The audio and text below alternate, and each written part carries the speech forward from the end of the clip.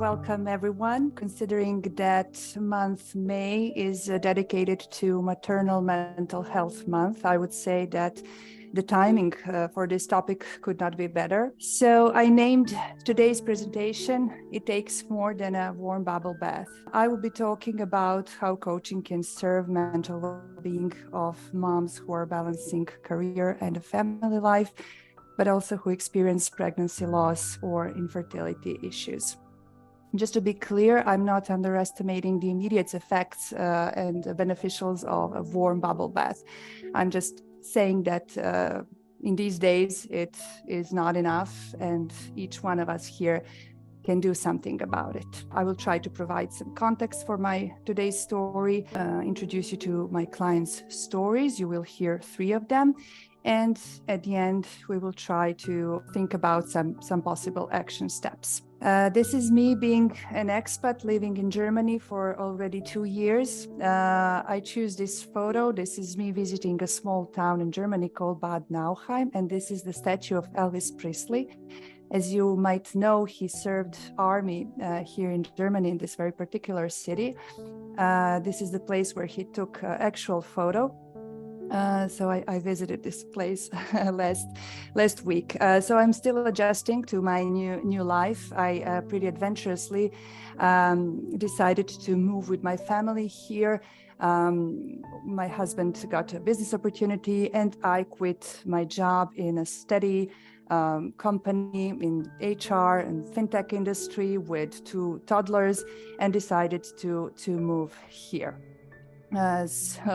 I'm coaching mostly clients from Serbia and region, and not working not only with moms, but with other clients as well. But as you can imagine, this particular group is somewhere closer to my heart. I have a need to provide some context for my today's story. Some of you might know what this piece of cloth is. I have one inherited from my great-grandmother, framed in my living room. Can I ask someone maybe to explain briefly what it is? Can people maybe voluntarily unmute? So this piece of cloth is something what usually was in the kitchen, protecting the wall while you're cooking so you don't make a mess. It is very traditional, and it depicts a woman usually in the kitchen surrounded with kids. So we have this very simplified role of a woman with some very naive messages that are crocheted here. So something like violets are red, roses are blue. It's not really important what it says here. So that was only 2 generations ago. And then very quickly happened civilization, right? And I found a modern version of this cloth online. I will help translate. So it says here, every morning I woke up with a stress, and by the end of the day, there is 1,000 more to come. So this is pretty much the image of a woman who asks for a coaching session. They usually are overwhelmed and do not know where to start. I most often need to let them talk before we decide which actually is our topic. So let's hear some numbers. I borrowed the statistics from the Motherhood Center of New York. This abbreviation PMAD it stands for perinatal mood and anxiety disorders. According to their statistics, 1 in every 5 women is experiencing some form of this disorder. It can vary from baby blues, depression, and even psychosis. But they suspect that actually every 3rd woman is suffering from some form of this disorder, but decides not to talk about it for fear of losing her child, shame, or something else. On the other hand, gynecologists who is specialized for pregnancy and delivery and postpartum is having only 10 minutes to examine the patient. So that means that doctor could focus exclusively on physical symptoms and not having a single second of time to ask mother, how are you? I provided, of course, consent for telling you these stories for my clients, and I'm thankful for that. I called first story mother, teacher, witch, and a student. These are all roles of a same person, many faces of same woman. She asked for a coaching session as she was doubtful if she should continue her studies after giving birth and raising a daughter. At the time, she was 3 years old, so she made a big gap in her studying, but she was very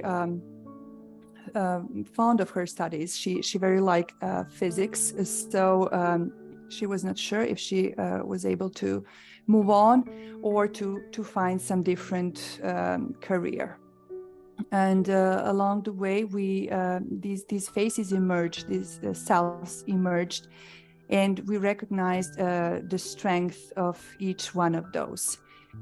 So what teacher could not solve alone, for example, with a little help of a witch, that was solved. She has this need to journal everything in between the sessions, to provide herself with a plan of actions that she designed, and success of those little steps encourage her to go further. After we finished the coaching process, I got a long email where she was telling me that she got straight A or 10, that is a bigger note. And her professor was impressed with her presentation. So she was definitely back on her studies. That is a role student added to her repertoire. And even she joined some team of professionals gathered around creating workshops for children. She admired their work and followed that team for a long time and took initiative to join them. This was nowhere on our list of goals during coaching, but that was something that was a result of awakening of her potentials. Second story, I called it From Rage to Pride. My client asked for coaching after experiencing several repeated failures in vitro fertilization procedure. And she even needed to face the fact that she might not never be a mom herself, which caused her feeling very angry. Our first step was to talk about that anger. As you might suspect, it is not very acceptable talking that you are feeling angry toward other moms or pregnant women or babies. It was very hard for her to admit. But when we started talking, she realized that she could practice some other things than only avoiding those contacts. She isolated herself from some family gatherings, left some Viber groups. But we designed jointly an experiment where she was ready to discuss how she feels with her immediate and close friends and family members. And not only that she was not rejected for what she said, but she found acceptance and support and understanding. She simply says that some topics are still, that she's not ready to talk about it yet, that she feels herself very vulnerable, and people respected that. So at the end, she had this picture of a lady rising from some ruins with her hand raised high, which was this sense of pride. while she started feeling equally worthy, despite not being a mom, but she was a sister and daughter and aunt and friend and teacher. So that led her to feel this pride. And my third story is called Loss. This client lost her baby in late pregnancy, and she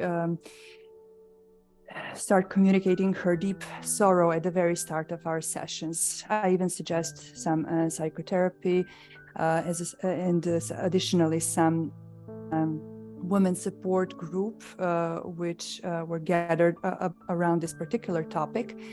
But we nevertheless agree to work on her, how she could live on with all of this sorrow, focusing on her career, which was very important to her. She was feeling well around her colleagues, and she didn't use her absence leave in full while she was feeling better when she was working. So this picture here is evaluation of our coaching process. This is a technique borrowed from constructivist psychotherapy, and I'll explain the details on this drawing. This is a river representing the flow of a coaching process with some key moments happening along the way. At the beginning, you see timeline up on the upper corner of this drawing. So at the beginning, this was a very tiny stream of water getting through these heavy rocks.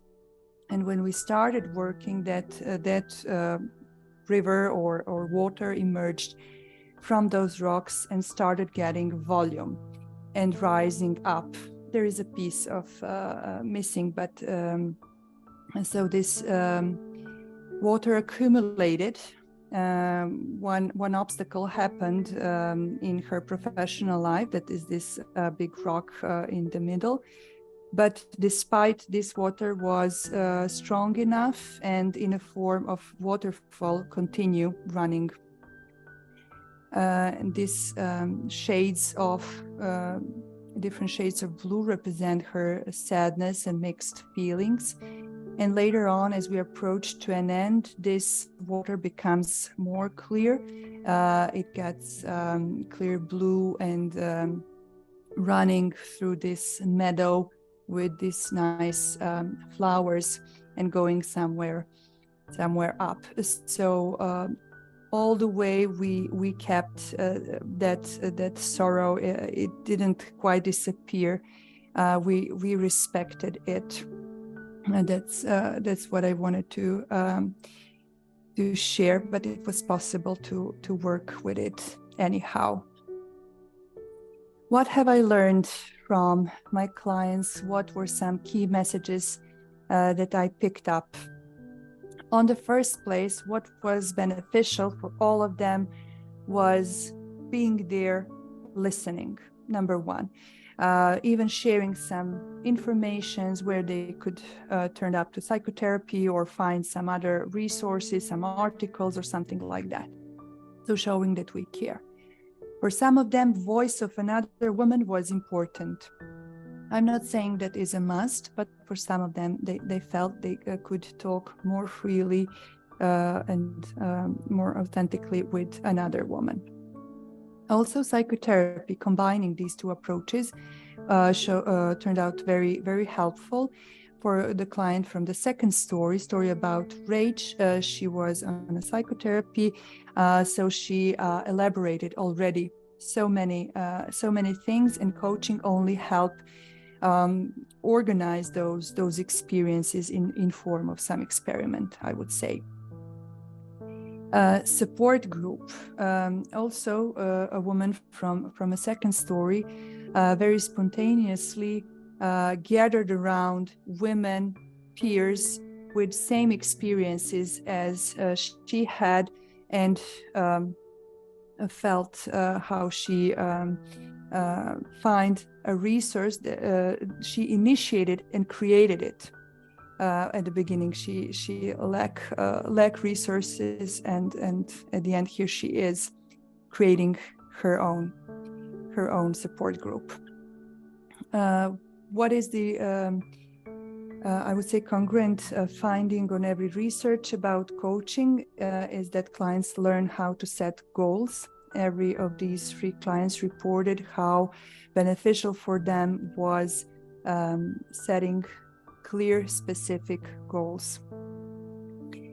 And the last thing is learning that it takes time.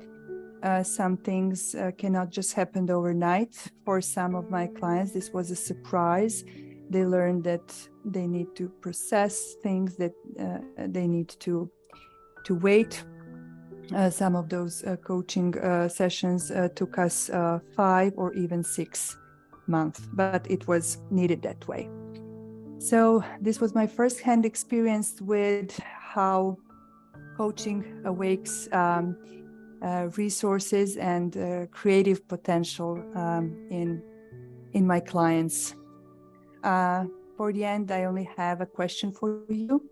I'm sorry that I don't have opportunity to hear from you directly, but here it is. What would you like to do, feel, or be differently after you hear this presentation? Has something of what you've heard inspired you to take an act of self-care? If you're not yourself a mother or pregnant, but you have a woman in your company, in your family, what can you do to show them that you care, and to help them start feeling better with their roles? If you would like to connect, I'm happy to. So you will find me on LinkedIn as Milica Radović, and on Instagram you can follow our account Start Hub Kosjerić, which is an organization that I work for. Unfortunately, we don't have English profile, but only for Balkan region, I would say, at this point. Thank you once again so much.